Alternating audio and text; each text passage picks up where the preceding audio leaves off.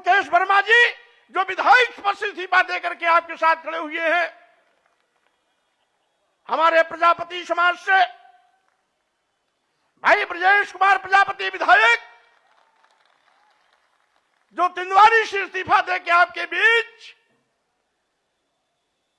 आज भारतीय जनता पार्टी को उखाड़ फेंकने का संकल्प लेकर के यहां मौजूद है। हमारे विधायक जो भी इस्तीफा दिए चौधरी अमर सिंह, शोहरतगढ़ सिद्धार्थनगर,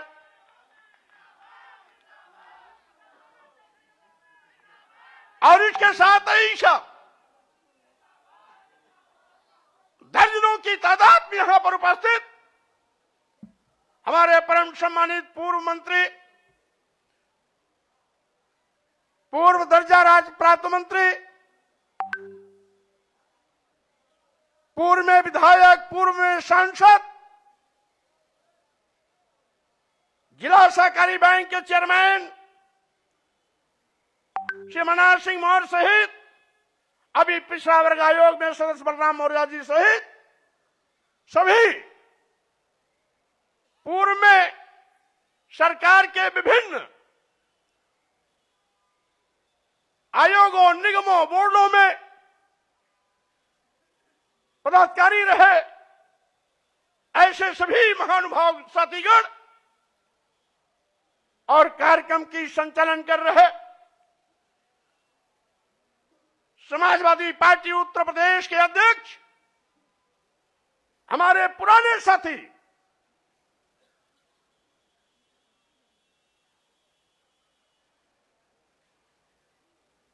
सम्मानित उत्तम जी, और इसके साथ ही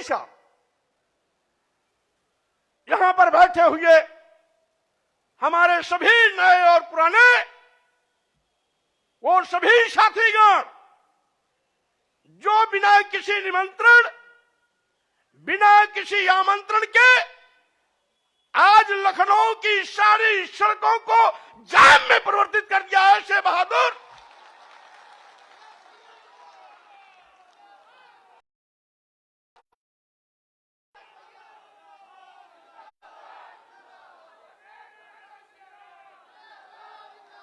ऐसे बहादुर सभी सम्मानित भाइयों, बहनों, नौजवान साथियों, मीडिया के हमारे सम्मानित साथियों, भाइयों,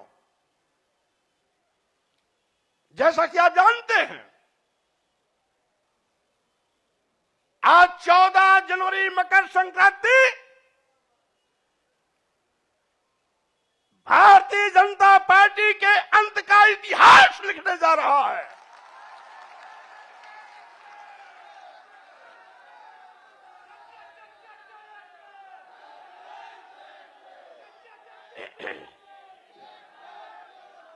आज भारतीय जनता पार्टी के बड़े बड़े नेता जो कुंभकर्ण नींद सो रहे थे, जिनको कभी विधायकों, सांसदों और मंत्रियों से बात करने का वक्त नहीं मिलता था, हम लोगों के इस्तीफा देने के बाद उनकी नींद हराम हो गई है, नींद ही नहीं आ रही है।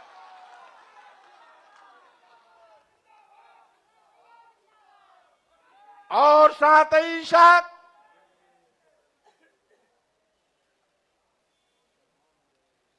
भारतीय जनता पार्टी के कुछ लोग कहते हैं कि 5 साल तक क्यों नहीं इस्तीफा दिया, और साथ ही साथ कुछ बददिमाग लोग ये भी कहते हैं कि बेटे की चक्कर में भाजपा छोड़ा। मैं ऐसे लोगों से कहना चाहता हूं,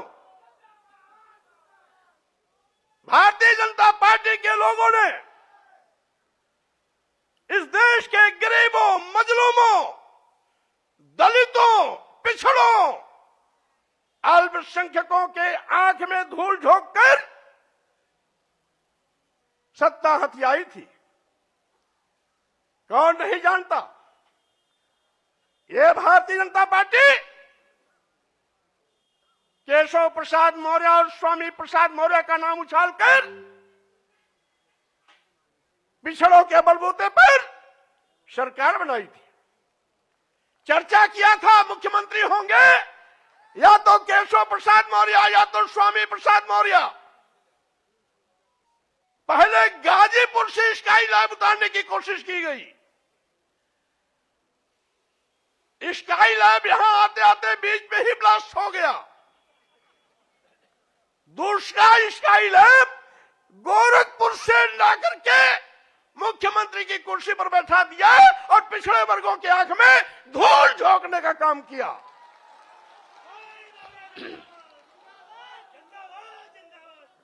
आज सरकार बनावे दलित और पिछड़े और मलाई खावे वो लोग अगड़े 5% लोग। मैं कहना चाहता हूं, आप कहते हो नारा दे रहे हैं 80 और 20 का, और मैं ये कहता हूं 80-20 नहीं, अब तो होगा 15 और 85 का। 85 तो हमारा है, 15 में भी बंटवारा है।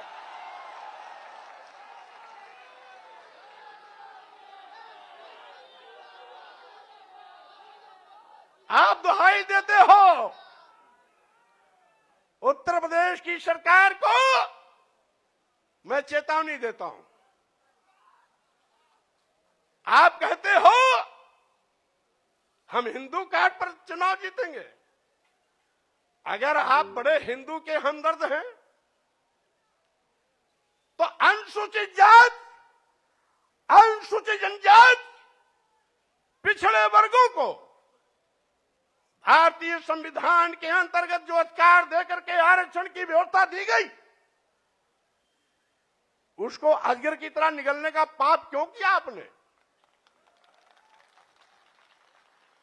अभी अभी 69,000 शिक्षकों की भर्ती हुई, 19,000 आरक्षित पदों पर सामान्य वर्ग को नियुक्ति पत्र दे दिया। योगी जी, क्या अनुसूचित जात के लोग हिंदू नहीं है क्या?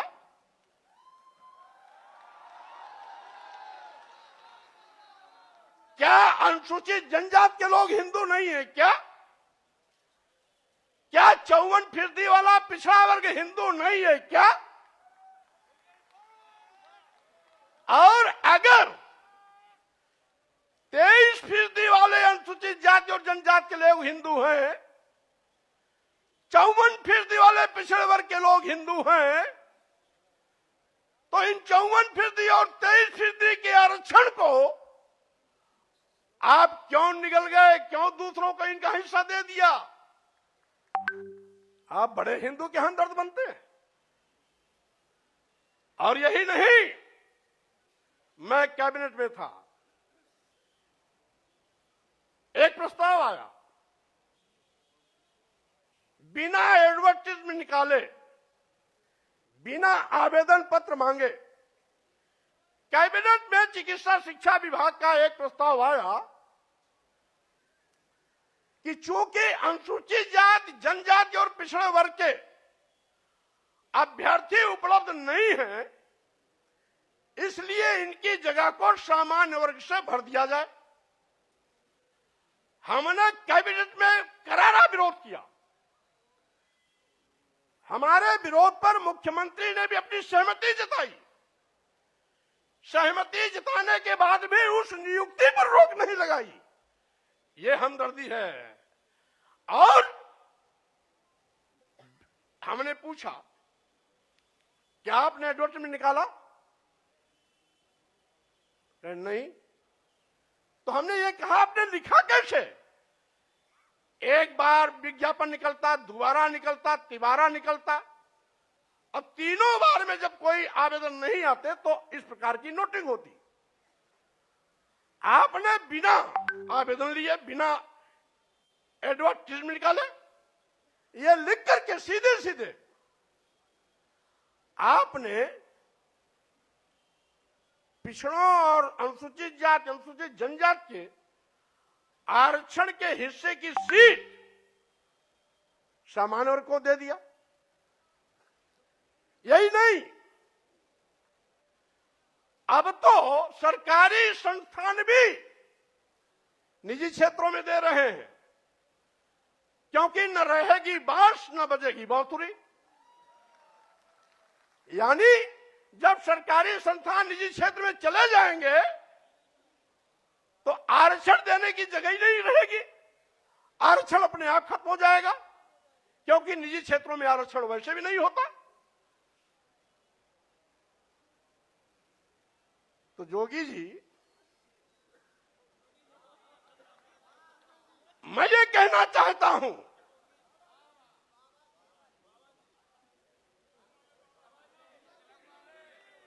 जोगी जी या बाबा जी कोई भी हो, मैं ये कहना चाहता हूं, मुख्यमंत्री की कुर्सी पर बैठ करके पाप करोगे और साथ ही साथ दुहाई देगो हिंदू की। क्या आपकी नजर में कुछ बड़ी जात के लोग हिंदू हैं क्या?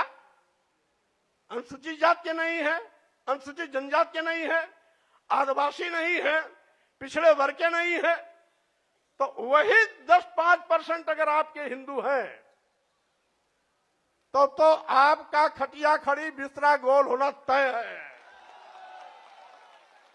क्योंकि बंटवारे की लाइन आपने खींच दिया है। अब तो अनुसूचित जाति, जनजाति, आदिवासी, दलित, गरीब, पिछड़े, मजलूम सब एक साथ खड़े होंगे और 8-10% जो आपके साथ, जिसको आप हिंदू मानते हो बड़ी जाति, वो आपके साथ खड़ी होगी और उसमें भी हम बंटवारा करेंगे, क्योंकि उन बड़ी जातियों में भी कुछ समाजवादी चिंतन के हैं और कुछ अम्बेडकरवादी चिंतन के हैं। इसलिए साथियों, मैंने कहा, इसीलिए मैंने कहा आज का ये जो कार्यक्रम है, अभी तक तो ये समाजवादी विचारकों का जमावड़ा था, अब ये समाजवादी के साथ साथ, लोहियावादी के साथ साथ अम्बेडकरवादी विचारधारा का भी जमावड़ा का संगम हो गया। और इसीलिए हम ये भी कहना चाहते हैं, बगल में उत्तराखंड है, 3 बार मुख्यमंत्री बदल सकते हैं, आप 5 साल इंतजार क्यों किए? उसी को बता रहा हूं। यहां पर इतना जुल्म, जाति, अत्याचार, अन्याय हो रहा था। लखीमपुर की घटना, हाथरस की घटना, गोरखपुर की घटना के साथ साथ 2 दर्जन ऐसी घटनाएं हैं जहां एफआईआर लिखने में आपने हिलावाली किया, और साथ ही साथ जहां गोरखपुर 1.5 महीने के अंदर गगहा थाने में 7 हत्या हुई, 5वीं हत्या हुई तो मैं स्वयं मौके पर पहुंचा। मैंने बल्कि ये कहा भी कि हो सकता है उत्तर प्रदेश में कानून का राज हो, लेकिन गगहा और गोरखपुर में गुंडा राज है। मंत्री रहते मैंने कहा था, यद्यपि कुछ टीवी वालों ने चलाया 1-2 बार, ऊपर से रोक दिया गया होगा, लेकिन उसके बावजूद भी थानेदार नहीं हटाया गया और सीओ नहीं हटाया। क्यों? क्योंकि वो जोगी बाबा की बिरादरी वाला था। और मेरे लौटने के बाद जब 2 हत्या और हो गई, यानी 7 हत्या पूरा हो गया, तब जाकर के एसओ हटाया गया और सीओ हटाया गया। गगहा, गोरखपुर, गगहा बाजार भी है, गगहा थाना भी है, गोरखपुर से 25-30 किलोमीटर आजमगढ़ रोड पर है। यानी 2 मौर्य मारे गए थे, 2 ब्राह्मण मारे गए थे, 2 बनिया मारे गए थे और 1 अज्ञात महिला की लाश मिली थी। ये 7 हत्याएं हैं। 2 मौर्य, 2 ब्राह्मण और 2 बनिया और 1 अज्ञात महिला की लाश। ये 1 महीना 5-6 दिन के अंदर की सारी घटनाएं। और कहते हैं कानून राज है। और साथ ही साथ मैंने सोचा था कि 14 साल वनवास झेलने के बाद भारतीय जनता पार्टी को सत्ता में आने का मौका मिला है, अकल ठिकाने हो गया होगा, गरीबों, दलितों, पिछड़ों के लिए काम करेगी। लेकिन फिर वही कि जिन दलितों, पिछड़ों, गरीबों के वोट पर भारतीय जनता पार्टी ने पूर्ण प्रचंड बहुमत की सरकार बनाई। सरकार बनाने के बाद एक एक करके उन्हीं को दफनाने की कोशिश करने लगी। लेकिन भारतीय जनता पार्टी के नेताओं से मैं कह देना चाहता हूं, 14 जनवरी का यह जो कार्यक्रम हो रहा है,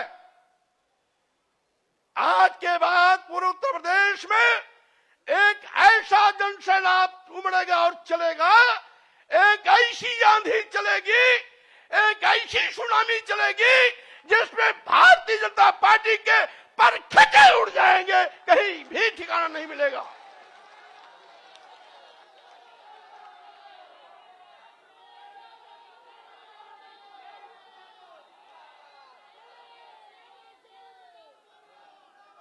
और साथ ही साथ मैं ये भी कहना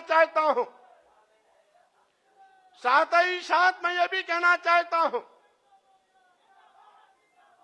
स्वामी प्रसाद मौर्य ने पार्टी भले न बनाई हो, लेकिन किसी भी पार्टी से हैसियत कम नहीं रखते हैं। उनके पास जनधार की कमी नहीं है। आज हमने समाजवादी पार्टी के राष्ट्रीय अध्यक्ष अखिलेश यादव जी से हाथ इसलिए मिलाया कि अखिलेश यादव जी नौजवान हैं, पढ़े लिखे हैं, नई ऊर्जा है।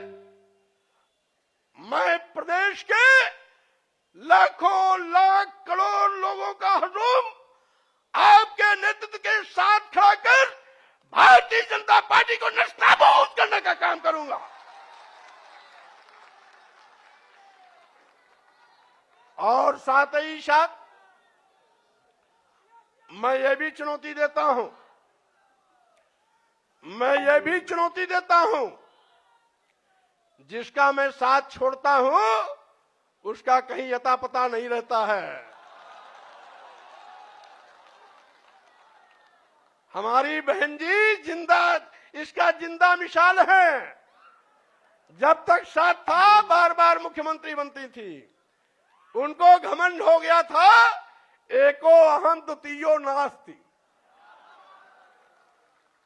बाबा साहब के मिशन से हट गई, मानवर कांशीराम को भूल गई, मानवर कांशीराम के सामाजिक परिवर्तन आंदोलन को डुबोने का काम करने लगी। मानवर कांशीराम जी के आंख मूंदते ही मानवर कांशीराम जी का नारा बदल दिया था। जो मानवर कांशीराम जी ने नारा दिया था, जिसकी जितनी संख्या भारी उसकी उतनी भागीदारी। बहन मायावती जी, मानवर कांशीराम के इस नारे को बदलकर दूसरा नारा इजाद किया कि जिसकी जितनी तैयारी उसकी उतनी भागीदारी, का मतलब थैली वालों के पीछे खड़ी हो गई। मैंने विरोध किया, नहीं मानी, साथ छोड़ दिया। आज कहीं अता पता दिखाई नहीं पड़ता उनका।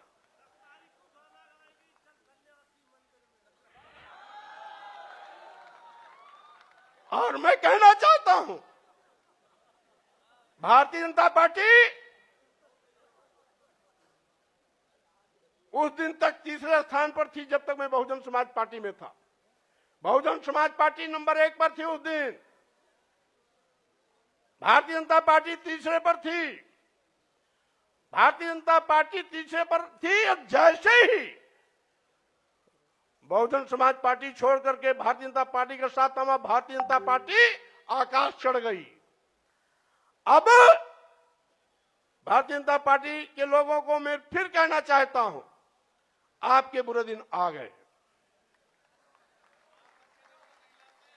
और साथ ही साथ अब मैंने आपका साथ छोड़ा, मेरे बाद साथ छोड़ने वाले लोगों का एक लंबा कतार चल रहा है। आज के बाद भी ये इस्तीफा देने का सिलसिला चलता रहेगा। और साथ ही साथ 2022 के विधानसभा चुनाव में जब 10 तारीख को परिणाम आएगा तो 2017 के पहले जो भारतीय जनता पार्टी का आंकड़ा था 42 विधायक और 45 विधायक का, मैं दावे के साथ कहना चाहता हूं, इन नौजवानों की कुवत के बिना पर आपको फिर पुराने आंकड़े दहाई पर लाके खड़ा करने का काम करूंगा।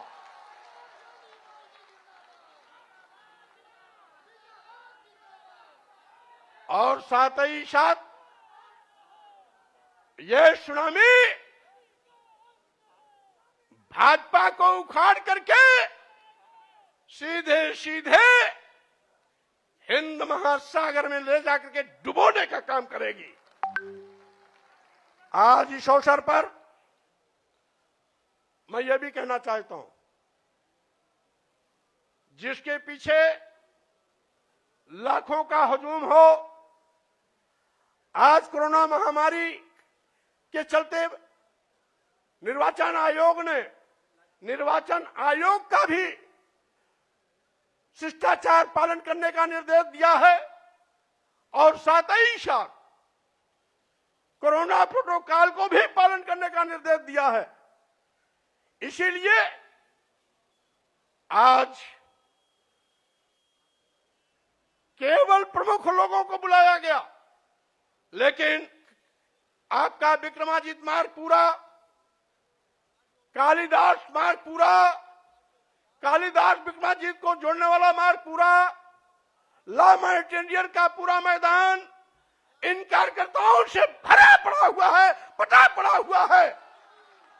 और साथ ही साथ जैसा कि हमारे भाई डॉक्टर धर्म सिंह ने कहा, अगर कोरोना महामारी नहीं होता, निर्वाचन आयोग का आचार संहिता नहीं होता, तो आज रमाबाई अंबेडकर मैदान में ऐतिहासिक कार्यक्रम के माध्यम से भाजपा की चूल्हे आज ही हिला दी गई होती।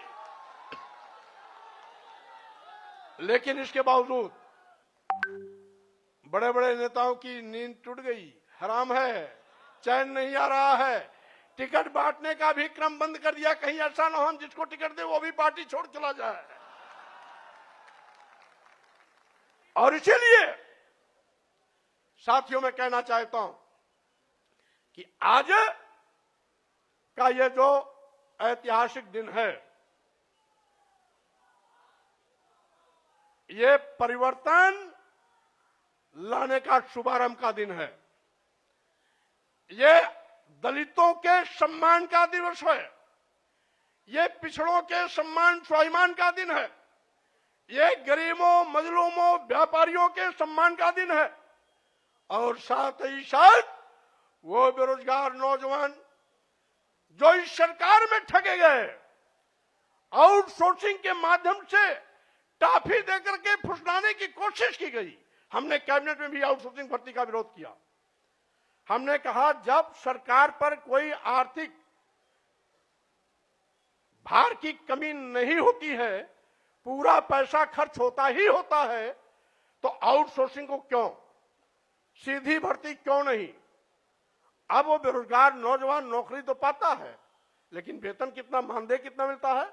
7,000, 8,000, 9,000, 10,000। अब पैसा और कहां चला जाता है? बिचौलिए को। हमने बिचौलिए को खत्म करने के लिए कहा था, ये सरकार नहीं मानी। बाद में पता आखिर बिचौलियों को खत्म क्यों नहीं कर रही सरकार? पता लगा वो सारे के सारे आउटसोर्सिंग का जो ओनर है, मालिक है, वो कहीं ना कहीं बड़े नेताओं के इर्द गिर्द घूमने वाले लोग हैं। और साथ ही साथ मैं ये भी कहना चाहता हूं, नए नए दांव चलते हैं लोग। अभी प्रतिवर्ष केंद्र में 30 और 32 आईएएस प्रतिवर्ष चुने जा रहे हैं। लिखित परीक्षा नहीं, लिखित परीक्षा नहीं, केवल इंटरव्यू पर। उन 30-32 में एक भी अनुसूचित जात का नहीं, एक भी अनुसूचित जनजात का नहीं, एक भी पिछड़ा नहीं। आखिर आप तो दुहाई देते हो हिंदू का, तो इन बेचारों को क्यों बाहर कर देते हो? इसका मतलब है आज जो दलित और पिछड़ा है, आज भी आपके लिए अछूत है, आपके लिए भी शूद्र है, आपके लिए भी नीच है, आपके लिए भी अधम है, आपके लिए भी वो इंसान नहीं बल्कि जानवर से बदतर है। और यही कारण है कि आप लगातार इनको अपमानित कर रहे हो, इनको सम्मान नहीं देते हो, और हिंदू की दुहाई देकर चंद लोगों को मालपुआ, हलवा, आईएएस की कुर्सी सब समर्पित, और करोड़ों की आबादी में, यानी 85% आबादी वाला ये दलित, अनुसूचित जात, जनजात, पिछड़ा वर्ग, यह बेकार, और 8-10% लोग काबिल। इसलिए मैं इनके अंदर के चरित्र को उजागर करना चाहता हूं।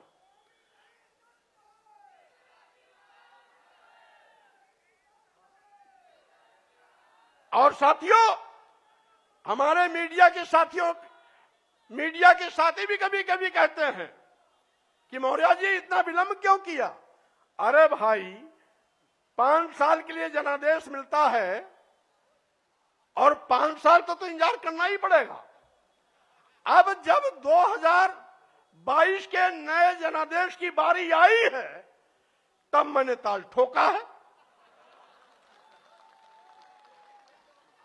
और ताल ही नहीं ठोका है, यह मैदान श्री मुलायम सिंह यादव का है।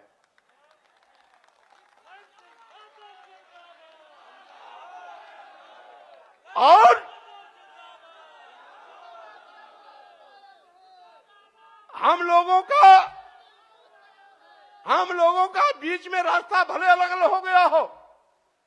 शुरुआती दौर में जब श्री मुलायम सिंह यादव जी लोकदल के प्रदेश अध्यक्ष थे, तो उनके साथ मैं भी प्रदेश का महामंत्री था।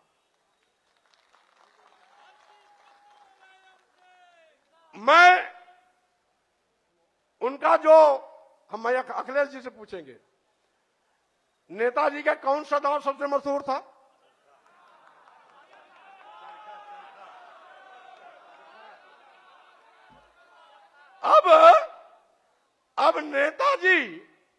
अब नेताजी चरखा दाव नहीं लगाएंगे, बल्कि अब नेताजी की ये पूरी फौज वो चरखा दाव लगा करके एक एक भाजपा वालों को ऐसी पटकनी देगा कि सबको